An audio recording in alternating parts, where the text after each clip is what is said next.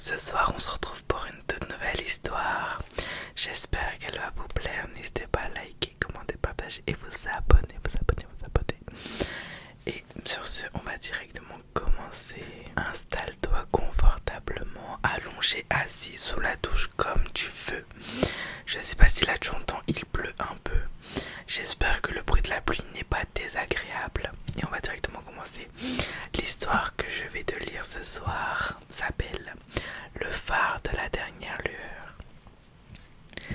Au bord d'une falaise battue par le vent, là où les vagues se brisent dans une mélodie ancienne, se dresse un vieux phare. Sa tour de pierre blanche, érodée par les tempêtes, semble veiller depuis toujours sur l'océan. Les mouettes tournent autour, criant parfois, comme pour rappeler que le monde vivant existe encore, là-bas quelque part. Le gardien du phare vit seul. Il s'appelle Elias Morel. Ses cheveux sont devenus gris, comme les nuages d'hiver. Ses cheveux sont devenus gris, comme les nuages d'hiver. Et sa voix, lorsqu'il parle, ressemble au froissement des vagues. Chaque soir, quand le ciel se teinte de cuivre, il monte lentement les escaliers en colimaçon, 132 marches exactement, qu'il connaît mieux que les lignes de sa main. Il porte une vieille lanterne un peu cabossée et chaque pas résonne dans la pierre comme un battement de cœur régulier. Il n'a plus de visiteurs depuis longtemps.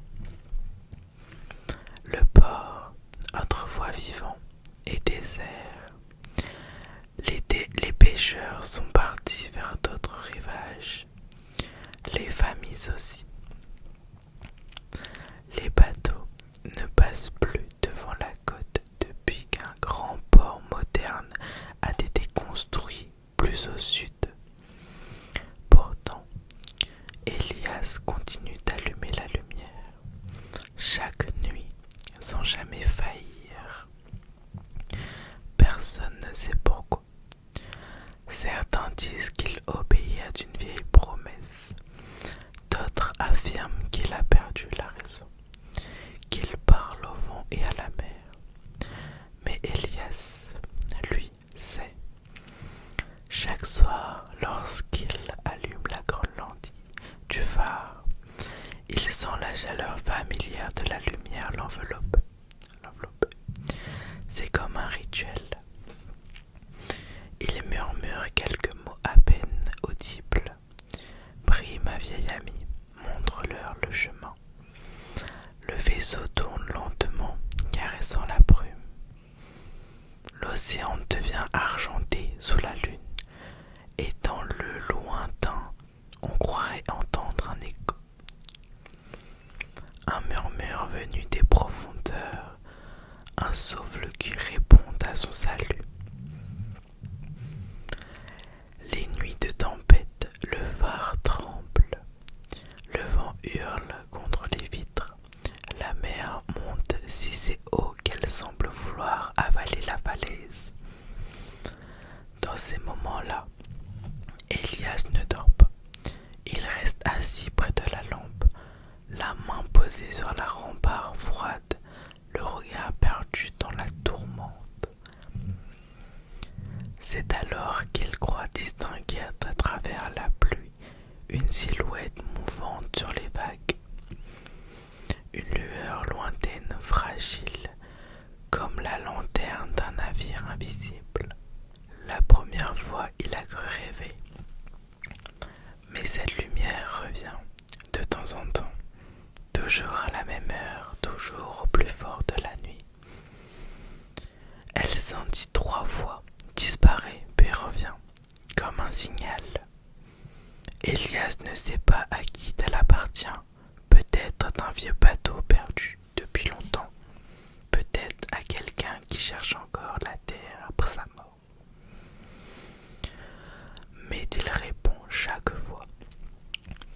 Il tourne la lentille, règle la flamme et fait briller sa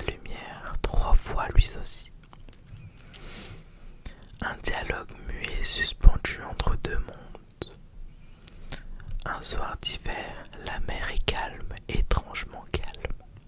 Le vent s'étue. Le ciel est d'un gris laiteux. Elias gravit les marches comme toujours. Mais d'en haut, il s'arrête plus longtemps que d'habitude. Le silence est total. On n'entend ni le cri des oiseaux, ni le souffle de l'écume. Juste le battement de son cœur. Il s'approche de la vitre, regarde vers l'horizon. Et là, une lumière, plus vive que jamais. Elle avance lentement, puis s'immobilise, comme si elle l'attendait. Le vieil homme sent une émotion étrange l'envahir. Il ouvre la fenêtre circulaire et le vent s'engouffre dans la pièce, tiède et doux. Il murmure : « Tu es revenu toi aussi ?» La lumière clignote doucement, puis elle s'éteint.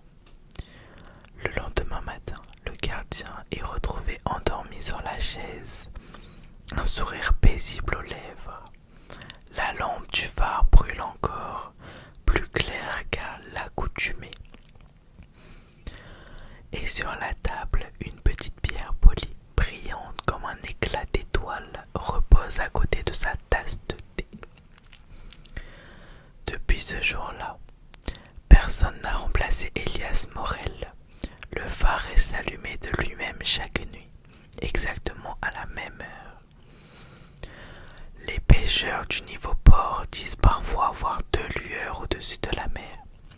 Celle du phare est une autre qui danse à ses côtés. Et quand le vent souffle fort, si l'on tend bien l'oreille, on croit entendre un murmure. Prie, ma vieille amie, montre-leur le chemin. J'espère que cette histoire t'aura plu. Moi, je te fais plein de gros bisous. Je te souhaite une très